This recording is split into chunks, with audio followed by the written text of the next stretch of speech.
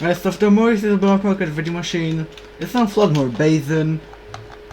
And you wanna go right about here where the mini gondola thing is, where you know, take the ride on it and you go to Fort Sunshine. And the fastest way to get there is to travel to Floodmore Basin Reliance, because that's the fastest way. I'm gonna get there probably in like 20 seconds. It's not really far from the spawn if you have a build with very high movement speed.